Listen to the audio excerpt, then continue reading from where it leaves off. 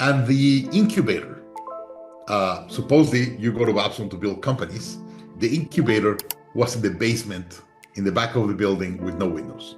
I said, I get it. I know you're right, but you're the wrong professor for an international MBA school. Hmm. And that's when the dean just said, Daniel, please leave the room. So I left the room. But just to give you an idea of the size of the countries, Mexico Pemex, the oil company of Mexico, had more revenue than the GDP of Chile, Argentina, and Uruguay combined. Wow. You as an entrepreneur, you know everything that is happening in the company. And you know that you have some things that are not right or not done well, or you have your certain hole or your certain risks. And when you focus on that, you have an imposter syndrome.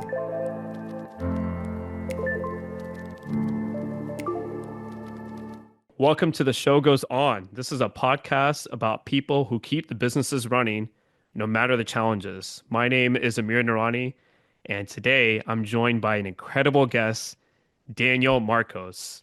Daniel, huge fan of the Growth Institute and the Scaling Up methodology. Thank you so much for being here today. How are you? I'm doing awesome. Thanks. Thanks for the invitation. Of course. So when people ask you what you do, how do you usually answer? I help CEOs be better CEOs. That's overall what I do. We have Growth Institute that we work with the management team, but we really help you build a CEO system. So let me walk you through this. You go to a company and ask, hey, show me your systems. And they show you their customer support system and production system and accounting and all that. And I say, now show me your CEO system. And I say, what do you mean? No, like, how do you take decisions as CEO? And everyone tells you what they do, but it's completely random and different. And no one has like a set rules or tools to be better CEO.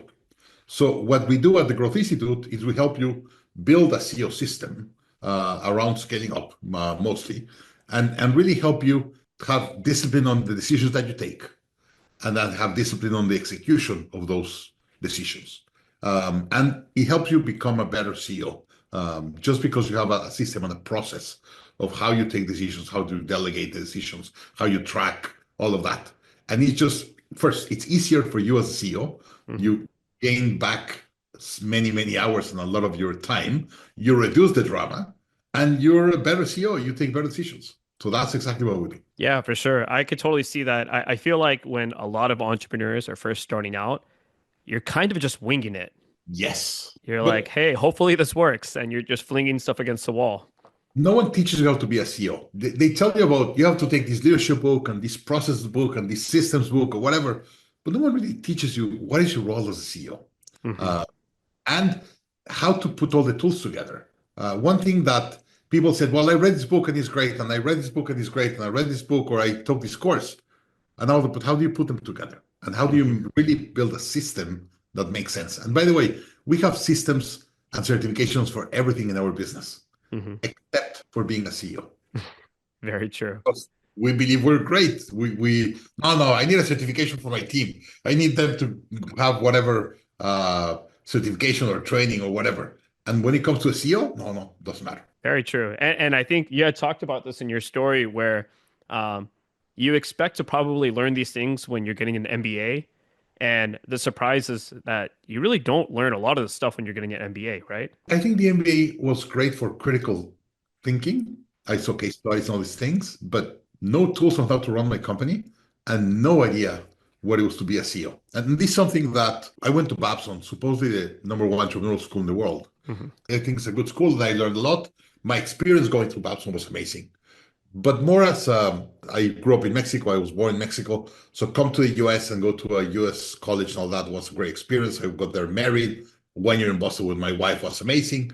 But I learned very little tools on how to scale my business. But it gave me a seal or a certification saying, hey, you have an MBA in one of the best business schools in the US.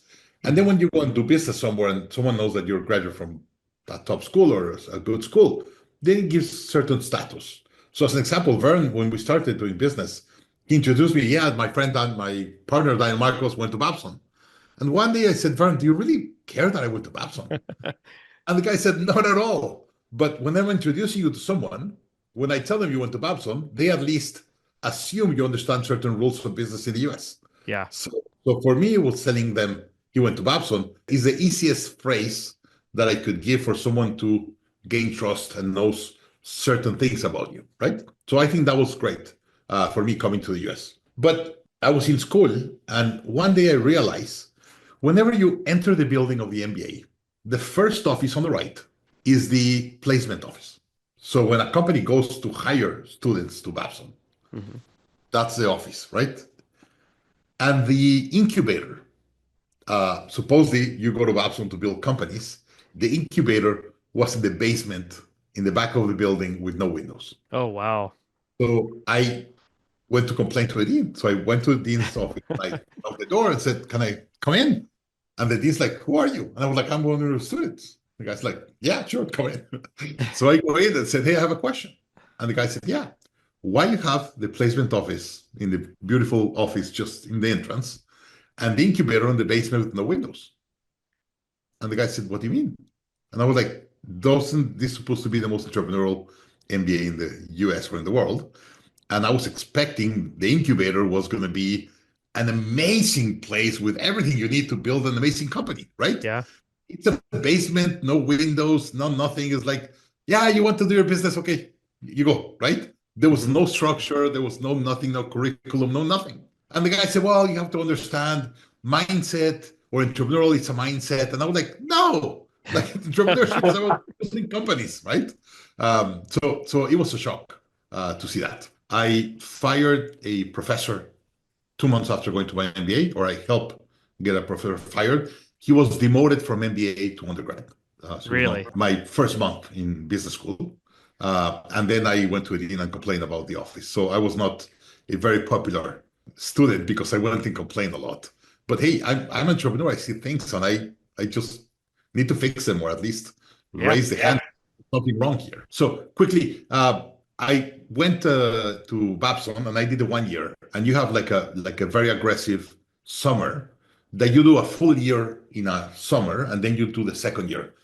I was in my 30s. I didn't want to do 2 years of MBA, so I asked to be accepted to the 1 year. And the first term, in the first month, you go through a legal class or a law class. And I was studying one day late at night, probably 10 p.m. in the building. And this past student from last year goes through the building and sees me, says, "Hey, Daniel, how are you?" We start talking. He said, "What are you doing?" I said, "I'm studying for law. I have my law exam tomorrow." And the guy said, "Don't study. You're going to have a C." I was like, "What?" And the guy said, "Yeah, don't worry. Every guy from Latin America gets a C." Huh. And I was like, "Excuse me?" And the guy said, "Yeah, so don't worry. Don't study. You're going to get a C." And I said, "No, I'm going to study. I want to have a good grade." I studied, went to the exam, got a C. So as soon as I get the C, I turn around to the other Hispanics and, "What do you got? And what do you got?" And everyone got a C. What? And I was like, "What? This makes no sense." So when the class ends, I go and get their test and just read it. And we were very different test. Mm-hmm. We all got a C. So I go and knock on the dean's office and said, "Dean, can I talk to you?" And the guy said, like, "How can I help?" I said, "I think you have a problem." And he said, "What problem do I have?" And I was like, "We all the Latin guys got a C." And I tell them story. And he was like, "No, that's not true." And I was like, "Go and get your research." And the guy said, "Okay, let me do my research. I'll call you back." Fine. So he calls me back next week and said, "Daniel, I did your research. You're right. So I want to have a meeting with you and the professor to have a conversation." And I was like, "Please." So he put me with the professor in front of the dean and said, the professor said, "Well, you did not answer what I asked, so you have a C."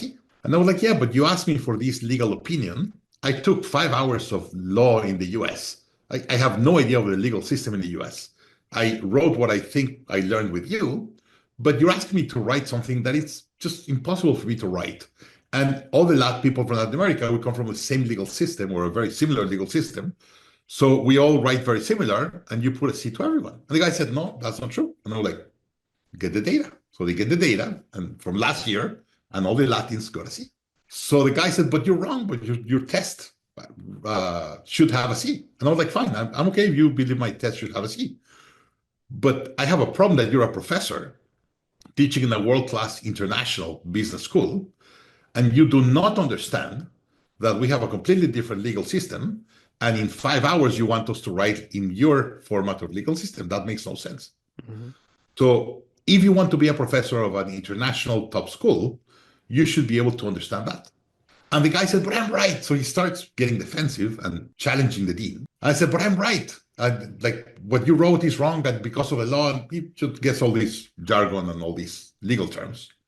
I said, I get it. I know you're right, but you're the wrong professor for an international MBA school. Hmm. And that's when the dean just said, Daniel, please leave the room. So I left the room.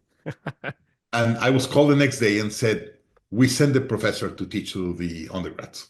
I said, thank you. Wow. So the guy knew his stuff. Yeah. But if you want to be a professor of a top international school and you want to attract international students, Hmm. you have to be able to understand international law Of and just course. a perspective. Right. That makes sense. There's different cultures, there's different ways of doing things and being able to adapt, especially if you're a professor of an international school.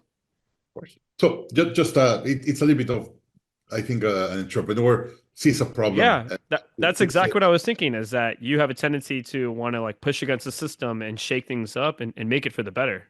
Yeah. And by the Yeah. way, one of the places that I get the most surprised that entrepreneurs don't do this Yeah. is when they sell their company. Hmm. So you break the rules and figure out different things while you build your business. And by the time you sell your business, you just go to an investment banker and said, hey, investment banker, I want to sell my business. Hmm. They value it and said, hey, in your industry, they pay you 6 times EBITDA or 10 times EBITDA or whatever. We're going to do this process. And you say, okay, Hmm. you leave it to the hands of the managing director of the investment bank. And that's it. I think that's wrong. Like, that's your harvest. That's when you get the most money. By the way, that was one of the most important classes I took in Babson. The importance of understanding valuations and process of selling your company and all that. And it was Jeffrey Timmons, by the way, that already passed. He was the most famous Babson business professor. He's the one that really built Babson as a top business school. He died Oh, 2004. oh, wow. Um, but he teach a class that it was called harvesting.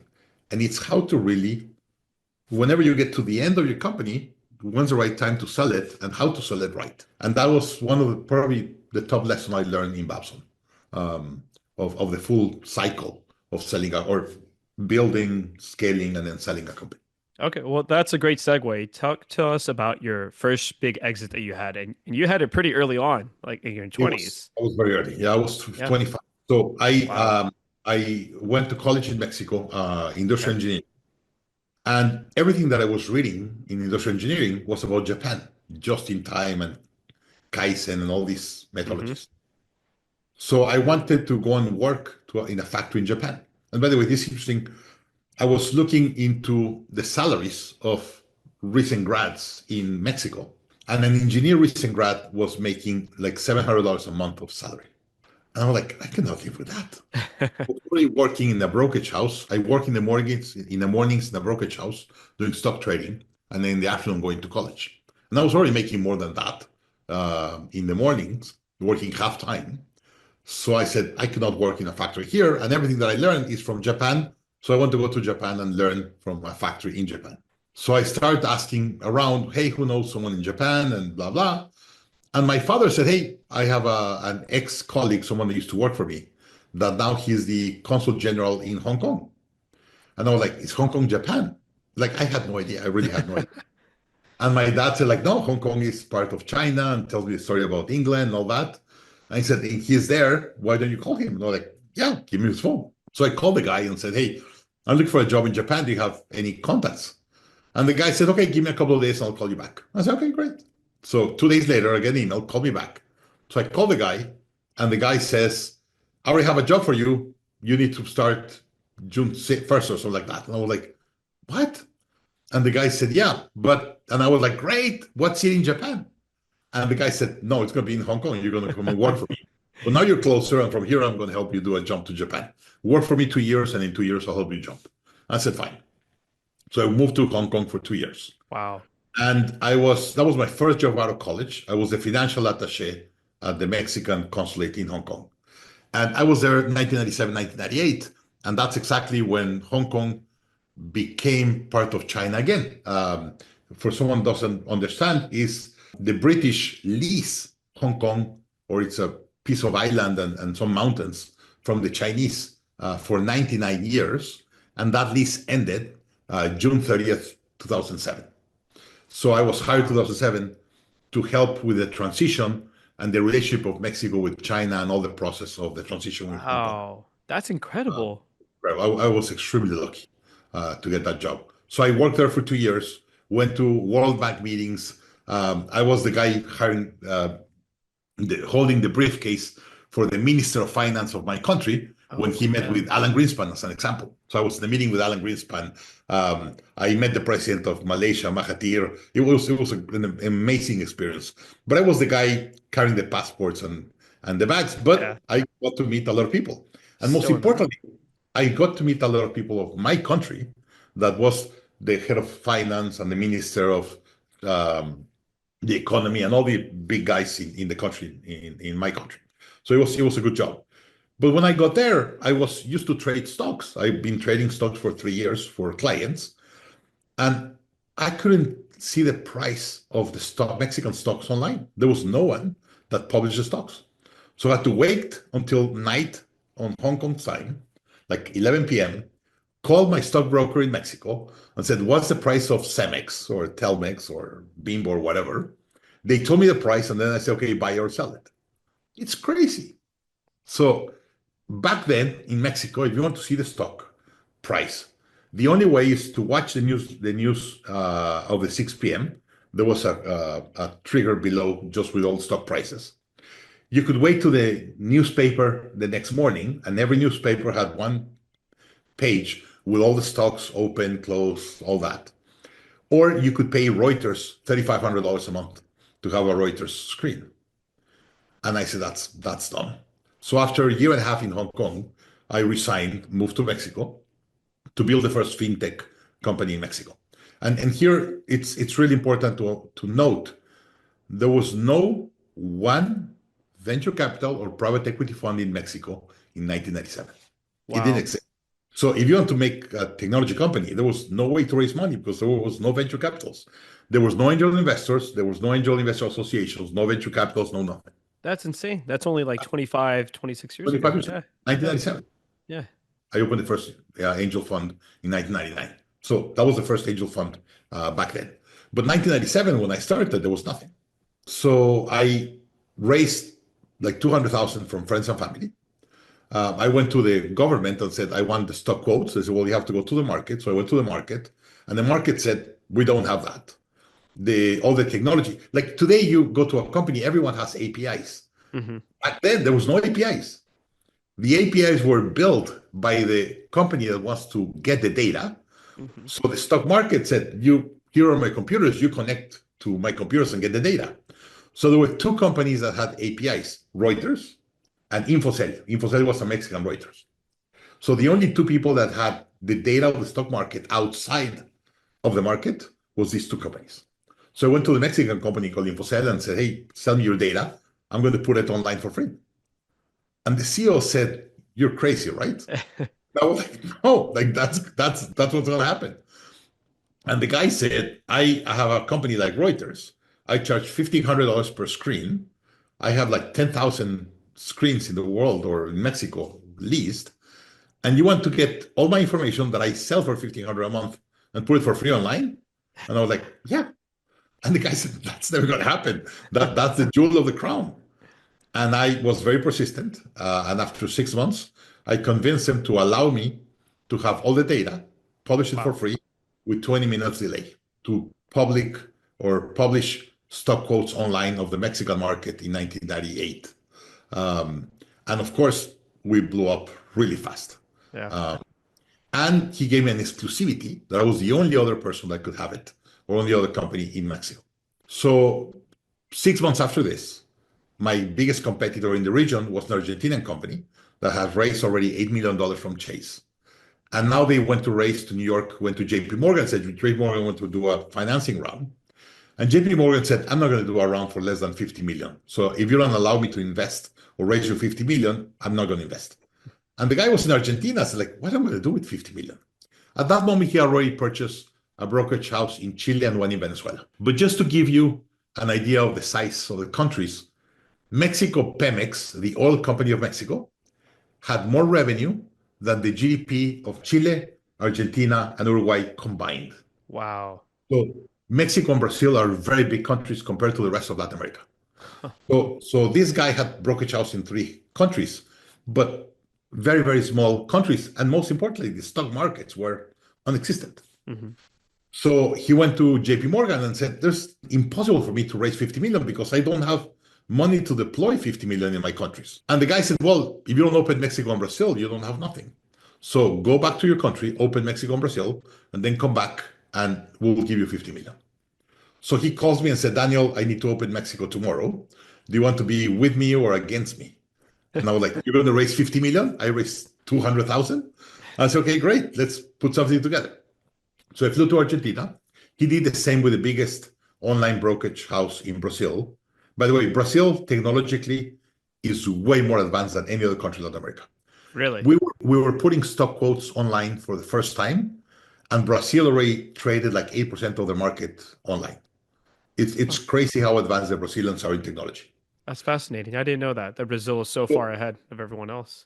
so 10 years ago, just FYI, and I don't know today, 10 years ago, Google had three technology centers in the world: San Francisco, Brazil, and somewhere else. They had three.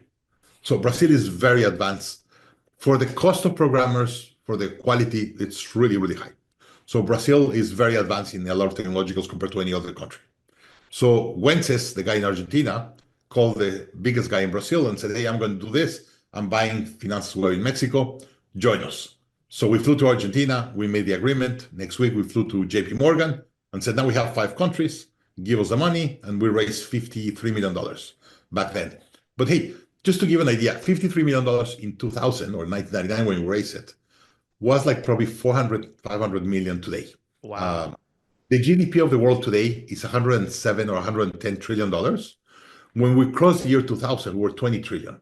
So the economy of the world was a fifth when Yeah. we crossed Y2K, the 2000s.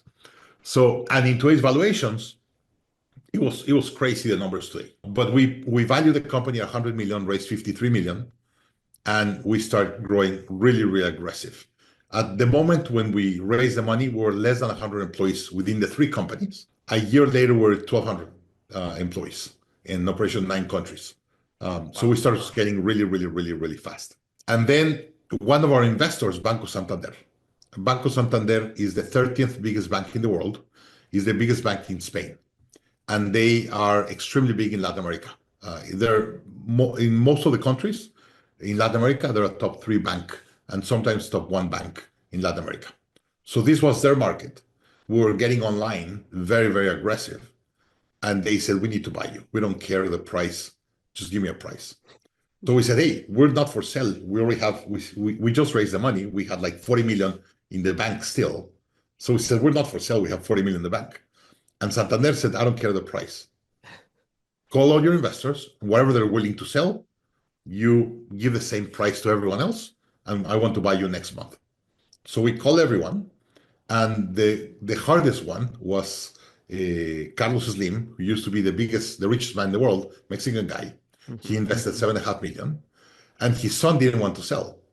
So we said, we're going to pay you 5 times what you put of money, 5 months before, 6 months before, and we're going to buy you out. And the guy said, fine, if you pay me 5 times, I'm out. So we had to value the company at 780 million because it was 5 times the valuation. And we paid everyone at that valuation. That would be like a 3 or 4 billion of today's world back then. And then we sold to Santander. Santander bought 76% of the company. The employees, we own 24%. And by the way, we sold and we signed with Santander 2 days before the peak of the Nasdaq.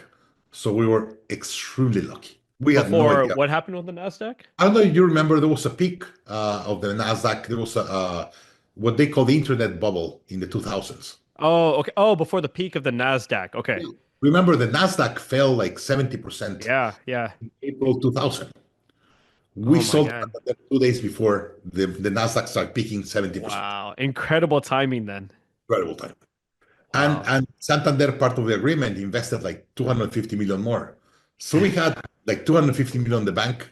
The stock market was getting destroyed. Every other competitor of us was getting destroyed. And we were on top of the world. We just sold to Santander and got 250 million in the bank. So it was a lot of fun. We opened a lot of banks and brokerage houses in Latin America. And I had a contract for 2 years. And after 2 years, I left. This But is I started at 25. Wences and all, Patagon happened at 26, 27. Santander. So I worked for Santander 2 years. So I left a week before my 29th birthday or my 30th birthday.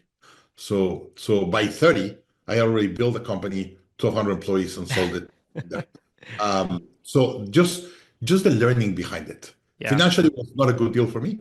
I got decent money for my 20s. Hmm. But what I learned and the experience of doing what we did, and that's one of the things that I'm most thankful to Wenceslao. He gave me a lot of responsibility really, really fast. Um, and he was very open of everything that was happening in the company. So the learning and the negotiations with JP Morgan and things were amazing at a very, very young age. Yeah, you said something very interesting when you were running that company. You had hired a lot of people who had already gotten their MBAs and they were older than you, and you had felt like, hey, maybe these guys are smarter than me. It reminded me of like imposter syndrome. So can you talk a little bit about that?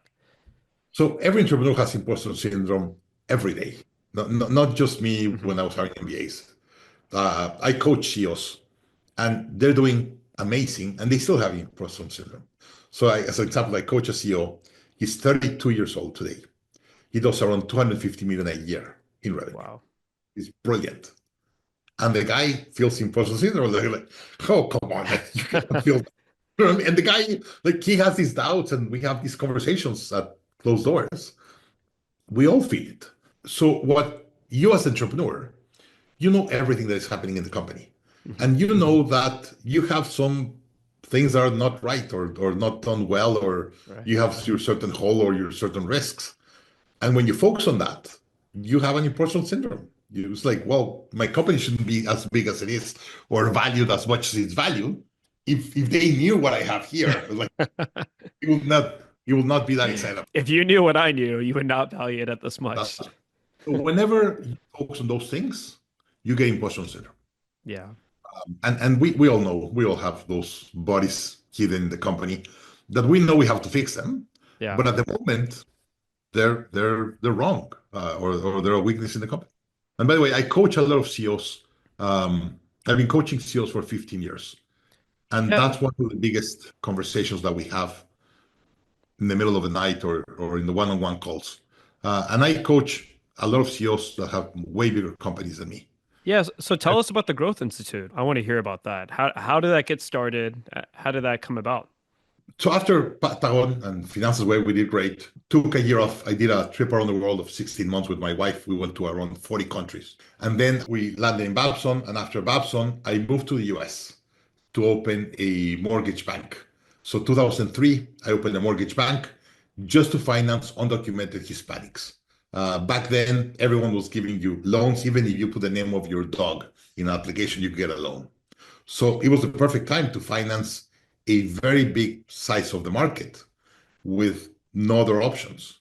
So we started giving a lot of loans. We got a line of credit with Goldman Sachs and giving a lot of loans. But 2007, I was the subprime of the subprime. There was no one more subprime than me. Yeah. So we got really, really, really hard hit then. So I lost all my money, got depressed, almost divorced. It was bad. I had 6 months, no sleep, waking up crying in the middle of the night. It was not a good moment in my life. And I got several calls. And one of them was Verne Harnish, Verne, the author of Scaling Up. And Verne used to be my mentor in my previous company. When I had certain issues, I called Verne and he coached me on how to overcome those issues. So Verne calls me and said, "Hey, how are you doing?" And I write it on the phone, and I was a mess. And Verne said, "Hey, you are really, really good implementing scaling up and all this. Why don't you become a coach?" And I was like, "Verne, come on. Like, I don't trust myself to be an entrepreneur again. Do you think I'm going to be able to coach other CEOs?" And he was like, "Yeah, that's exactly right. Why? Because you've seen the really bigs and the bads, and you're going to be a great sounding board to CEOs." And I couldn't accept it at the moment. And then we continued talking, and I told Verne that I lost all my money. I had no job, and I had $1 million debt at around 10% interest. So just my interest a year was 100,000. And I was going to go back to Mexico to get a job. I couldn't get a job for probably 120 or 140,000, and just my interest was 100,000. So within paying taxes and interest, I was going to be in negative. So Verne says, "Great, go back to your country, get a job, but how are you going to pay the interest?" And I was like, "I have no idea." And the guy said, "Why don't you coach on the weekends? And that way you pay your interest at least." And I was like, "Okay, I have no other option. So if it's a way for me to make money on the weekends, I'm in." And I started coaching companies on how to implement scaling up in 2009. And it was amazing. 6 months later, I was making more money on the weekend than I was making on my job Monday to Friday. Wow. So I resigned to my job and became a full-time coach. And after 4 years of being a coach, I paid all my debt with interest and everything. So it was very profitable. 4 years, I was traveling 250 nights a year, but I was on the road all the time, but did very, very good financially those 4 or 5 years. And I paid all my debt. And at that moment, my second son was born. And I have a daughter of 20 and a son of 14. And I was on the road 250 nights a year. So my wife sits me down and said, "Hey, you're going to be a father or are you going to be a consultant?" I said, "I want to be a father." And he said, "Okay, great." So I said, "What can I do?" So I said, "I'm going to do what I do, but I want to do it online." So I went to Verne and said, "Hey, I'm going to do this. I'm going to resign." And he was like, "Come on, you do really well. You're one of the top 3 coaches in the world, blah, blah." And I was like, "Verne, I really have to do this. I need to be a father." And he said, "Okay, do this. Do Rockefeller Habits." It was called Rockefeller Habits back then, online in Spanish, and prove to me that this works. I said, "Fine." So I did a class, launched it. I think in my launch, I did like $500,000 in my first launch. And Verne's like, "Wow, this makes a lot of sense. Let's do it out in English." And I was like, "Verne, I'm not good in English. I'm going to do it in Spanish." And the guy said, "No, no, I'm good in English. We're going to do it around the world. You and I are going to partner." So we built a company, Verne and I, 13 years ago called Growth Institute. And we started with scaling up. And then we started bringing all the other methodologies that go around scaling up, like top grading, Great Game of Business, Marshall Goldsmith, Salim Ismail, Peter Diamandis, all the big guys that write books all about scaling companies. And we put them all together in Growth Institute. And we've been teaching CEOs. Today, we teach around 1,000 to 1,500 companies every year on how to really build a CEO system and drive that CEO system internally. We have like 600 hours of content online, all recorded and teach directly by thought leaders that write books. If you don't write a book that you're not top in your category, we don't record the course. And that way we build the course with the most important methodologies of business for scaling companies, target to mid-market companies on how to scale. And it's been a great ride since. Yeah, I feel like one of your core values is probably being a lifelong learner. I think that's what you've talked about in the past. Even in your company now, Growth Institute, it feels like it's an EdTech company totally focused on learning. How did that ethic come about you in life? How did you become someone who values learning all the time? This is where I met Verne. I was an entrepreneur, very, very young, and all my friends were trying to figure out the corporate ladder. I was the only entrepreneur back then in my circle of influence. So I had no idea of other business owners. Like there was no other business owner of my age doing a technology company or a fintech or anything. And I was struggling. I was struggling big time. My first 6, 8 months, I struggled a lot. And one day I'm in my desk working like at 10 p.m. at night or something. And my head of sales is leaving the office really, really late one day and goes to my desk. I was, of course, the only one else in the office. Goes to my desk and said, "Hey, bye, I'm going to go. We're great. Thank you very much." And she said, "Hey, I see you're having trouble." And I was like, "I'm struggling big time." But I was 25, 26. I had 100 employees by then. I had no idea what I was doing. And she said, "Hey, my husband is a member of this organization called YEO, or Young Entrepreneur Organization, back then. And there's a group of entrepreneurs you probably could get some learning. You don't know any other entrepreneur. I think you're going to like it." And I was like, "Yeah, sure, maybe an introduction." So they called me and they invited me to this group called EO. And I joined EO. I joined in 2000, 24 years ago, 25 years ago now. Wow. And it changed my life. It just completely changed my life because it gave me a group of peers like me that were entrepreneurs. And we could have conversations of entrepreneurs. that I couldn't have those conversations with my other friends. And that became my life. I've been a member for 25 years. Some of my best friends are there. And most of the biggest teachings is been from EO. And when I joined EO, I said, okay, great. Who's the best person that could guide me and coach me on how to scale fast? And well, the founder of EO is called Verne Harnish. He has a Yeah. book called Mastering Rockefeller Habits. And I was like, great, how can I meet him? And the guy said, well, there's a program in MIT called Birthing of Giants. Why don't you apply and go and take his program? And I'm like, okay. So I applied, got accepted, went to MIT. And it's a program in MIT that you go for 5 days a year for 3 years in a row called Birthing of Giants. Today it's called Entrepreneurial Master's Program. And it changed my life. It just completely, it showed me what it was to be a CEO. It gave me a community of entrepreneurs all over the world. It was game changer. Because for me, from Mexico, I just gone to universities in Mexico. I've never been to a university in the US. I landed in MIT in one of the most prestigious programs, just business owners. It was amazing. And interestingly, every time you go, they send you a box of books for you to read, but they send you the box of books 2 months before. They send it in through US mail. So US mail gets to Mexico like 2 months. So I got all my books like 48 hours before my flight. I've never read, I think I've read 1 or 2 pieces of book ever in my life. And I get like 6 or 7 books that I had to read before the first day. And I was like, guys, I have Wow. 48 hours before the program starts. And they said, you have to read it because if not, you're not going to learn anything. So I called my office and said, I cannot go to work. I'm going to read. And I read the 2 days before, and I read all the plane on the night before the training because I had to read all these 7 books. Yeah. I was blown away. I had never really read a business book like that when I was an entrepreneur. And there were 7 books that were perfect for what I was going through.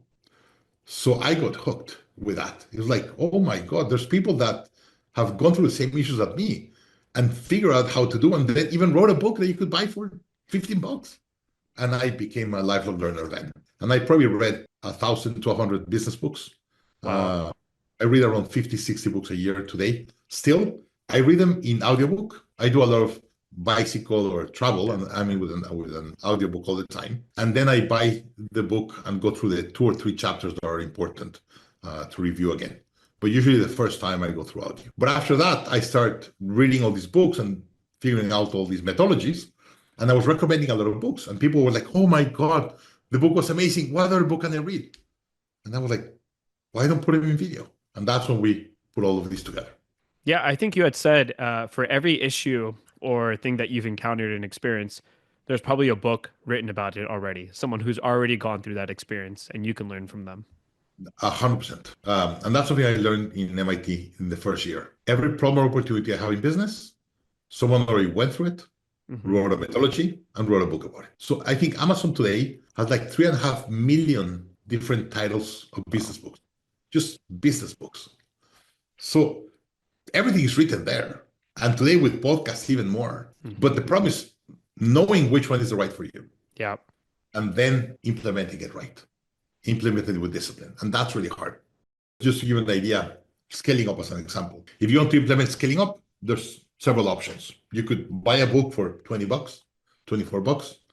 You could take a course with Growth Institute for $1,000, $2,000. There's workshops, sometimes around probably $500, $600 for a 1 or 2 day workshop. And then a consulting that starts probably around $100,000 a year. That's it. But it's the same material. It's just the experience changes. Yeah. But when I started, it was a book of $20 or a consulting of $60. Right here. That's a book. Yeah. So it was 2 options, or the book or consulting started at 60,000. Today we probably start at 100,000. That's it. There was nothing in the middle. So we said, how can we bring the experience of the book with a better experience and a better learning, but it's not 100,000. Yeah. We Sort of could do like it- bridging the gap for a lot of That's people. great. And put it in a medium that people could consume it all over the world. And we have clients all over the world. It's like when I say all over the world, I think we have paid clients in 76 or 77 countries around the world. Interestingly, by the way, how to charge to a company in Iran? Impossible. There's no card from Iran that is accepted in a US merchant account. Huh, interesting. We like So how those. do you figure that out? Yeah. What did you do? So we got. By the way, interesting. I mean, super interesting. The last podcast I did, is from a guy that lives in Canada, Okay. Iran. So I tell the story, and the guy said, like, don't tell me the guy that bought it is, and gives it the name. And I was, no, how do you know? He's my brother. He said, I live in Canada. My brother lives in Iran, and he's trying to be an entrepreneur, and he was struggling. And I went on vacations and gave him the scaling up book. So his brother came and bought it, So bought the his course. brother was the one that he was trying to make the Right. purchase. That's so So funny. we're in the podcast. He gives you his brother's name.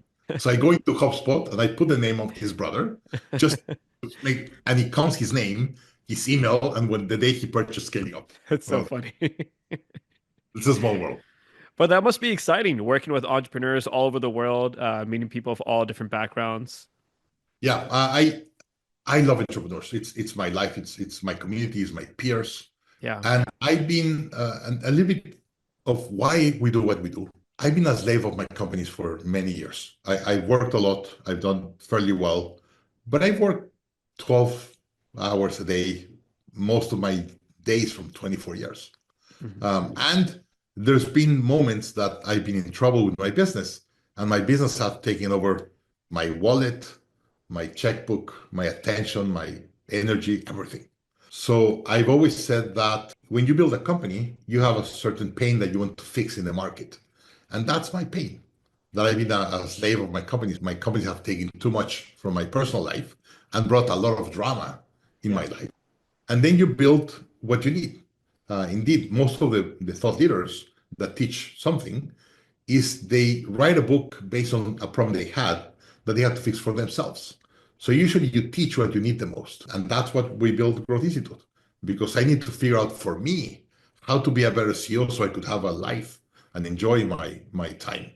And interestingly, that started adding or bringing people like me. And that's people that I love to spend time with.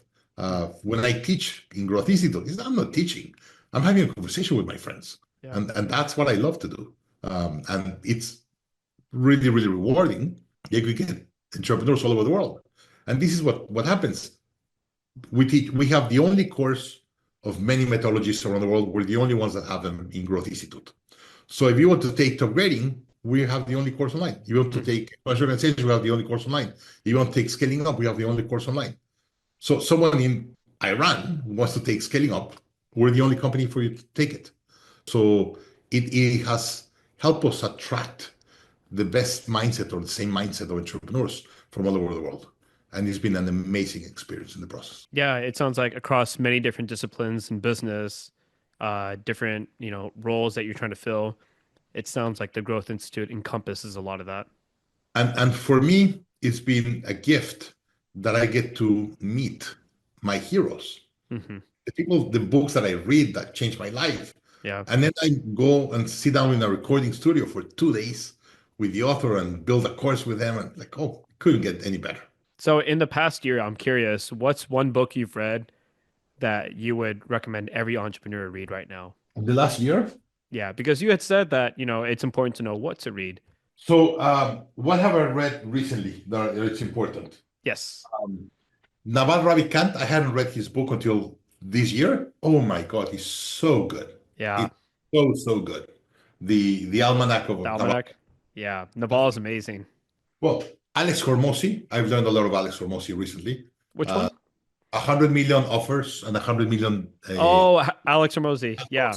I've learned Yeah. a lot from this guy recently. Yeah. Really, really good. I just went through the linchpin from Russell Brunson. I did a new program at Growth Institute, and I wanted to follow a formula to selling it, like a build a funnel. And Mhm. I'm mimicking and following Russell Brunson. So I've been reading a lot of Russell Brunson and Dan Kennedy recently. Let me go to my phone. That's where you can, All the Audible. Yeah. yeah, that's where I have all my juice. So I'll give Yeah. you the three that I have here. Okay. I started reading Shine by Gino Wickman. Okay. He has one about the 10 things that you shine, not just external, but internal. Pretty good book. Building a Story Brand 2.0, really good. Building a Story Brand, I had read the first one and I'm reading the second one. And then The Five Types of Wealth. Sahel Bloom. Yeah. Yes. Very good, by the way. Very, very Yeah. good. I just downloaded that one yesterday. It's worth it. Very worth it. Yeah. Um, in my first half of my life, it was all about me being great and making money, and you try to. It's all about you. Hmm. I'm 52 today. Financially, I'm almost set, but I've done fairly well. But now my day is not about making money. It's about connections and having fun and all that. Yeah. And that's where Sahil's book is really, really good. Yeah. That's financial wealth is one of the wealths. There's other four, relationships and all that, and it helps you put perspective in your life. I wish I had read it before. Very, very good book for me. And by the way, one that I read a year, 2 years ago that has been significant for me, Die with Zero. Okay. Um, it's a book on retirement, very important. More in my age, as I say, I'm 52. When I was 50, I was starting to think my kids are 20 and 14. My father is 80 years old, or my parents are in their 80s. So I'm in that stage that I'm starting to think about retirement, and not it's not all about me. It's about my kids. I don't Yeah. know if you read the Second Mountain from Mel Brooks. Haven't Uh, read that one. No. it's called Second Mountain, and your first part of your life is all about you. Your second part of your life is all about impact. It's all about helping others. It changes the perspective. I imagine you've heard the what they call the midlife crisis. Yeah. That's what that crisis is all about. Yeah. Uh, your first half, you're very selfish. It's all Yeah. about you making money and you being great. And I want to speak in this conference and I want to make this money. Hmm. And by age 50, you kind of figure that out. So 45, 50, that starts changing. You have kids, you're way more focused on the success of your kids. It's a different perspective. So the book Die with Zero was very, very helpful to have that perspective. Yeah, I wrote that one down. I'll check it out. You had talked about earlier, and I wrote this down. You said your wife asked you, "Do you want to be a father or a consultant?" Right? And I wrote down, "Sounds like family is very important to you." So, talk to me about that. Like, how has family consistently shown up in your life, and how has that impacted what you do? So this year is my 25th anniversary next October. Congratulations. And we had our fair share of hard conversations. Marriage is tough. And marriage with an entrepreneur that works 12, 14 hours a day and travels 200 nights a year, it's tougher. We've been able to maintain a good relationship and make agreements and all that. But I really believe that no success in business should overcome a failure in life. The other day, I was having a conversation precisely in MIT with the founder of Kinkos, Paul Orfelia. Hmm. And the guy, so we invite him to speak. We don't pay speakers because of the level of entrepreneurs that we always say this is a great conclave of entrepreneurs. We don't pay for speakers, but you're going to have great conversations. And we usually pay them their plane ticket and stuff to come. And the guy said, no, no, I'm going to go with my plane. I said, but do you mind that I go with my wife and my kids? And I was like, you're going to bring your wife and your kids to give a lecture? And the guy said, like, they go with me everywhere. And we're like, okay. So he came with a wife and a That's daughter, awesome. the husband of the daughter. When he's teaching, he teaches how he did Kinkos and how to scale and all that. And then at the end, they're asking him questions. And one of the questions was this very typical, what's success for you? And his response was amazing. He said, success for me is that when my kids grow older, they still want to have spend time with me. Oh, I And I love thought that. that was brilliant. And we asked him why for him. He said, your kids know everything of you. How even you treat the waiter, how you treat your spouse, if you spend time with them, like they know everything. Hmm. And when they're older and they have financial independence and they still want to spend time with you, you're done. I love that. That's incredible. That's What incredible. success for you is when your kids want to hang out with you as you get older. So I have that. I have a couple of paragraphs of how I want my life, Yeah. and that's written there. So every day I want to spend time with my kids. That when they're older, they want to spend time with me. So two weekends ago, I was in Washington, D.C. in business, Tuesday to Thursday. My daughter lives in North Carolina in her college. And I called her and said, hey, I'm going to be in Washington. Why don't I fly and see you? And she was like, can better I go see you? I like here's a small town. It's boring. I know everyone. Why don't we spend the weekend in Washington? I was great. So she flew to Washington Friday, and we spent the weekend together, just my That's daughter and me. It amazing. was amazing, amazing. She's in college, she's 20 years old, and that she wants to spend the weekend with her dad. It's like Yeah, that's success. you couldn't ask for more. Yeah. We'll wrap up with this. There's a lot going on with artificial intelligence. You know, you hear about AI. Yeah. What's one thing you would tell entrepreneurs right now? You coach so many entrepreneurs, you're talking to them all the time, you're surrounded by them. That's your tribe. What would you tell entrepreneurs about AI and the effects of it on their business? The best description I've heard from a friend, he said AI is like sex with teenagers. Talking about it, no one's doing anything there. And I thought that was a brilliant quote and or a brilliant explanation. And everyone's talking about AI, but I still have very few clients that make significant business things with AI. Yeah, you sometimes put an email through ChatGPT, but then you change a process with AI or you did something significant of your business with AI, still very few. And we're getting old in AI. It's going so fast that if you don't start testing today and playing with it, no. And let me go back. One of the things that I Yeah. recently learned that I thought it was brilliant. One of the coaches that work at Growth Institute, he has two daughters, and he has this night routine, right? Brush your teeth, change, blah blah, and then he reads them a story or something. And now he put a AI part in the routine. So every night before the kids go to bed, they have to ask ChatGPT a question. Mm, So whatever question they have in life, yeah. ask ChatGPT. So he sits down in the next to the bed of their daughters and said, "So what are you going to ask to ChatGPT today?" And the daughter said, "Well, I was thinking about whatever." And he asked ChatGPT, and they respond and have a conversation around that. But now he's training his daughters Yeah. to start thinking about questions and about asking ChatGPT. I thought that was brilliant. Yeah, Uh, that's amazing. I feel like in terms of sparking curiosity and taking agency, AI is incredible for that right now. Incredible for that. Yeah. So strongly, strongly recommended.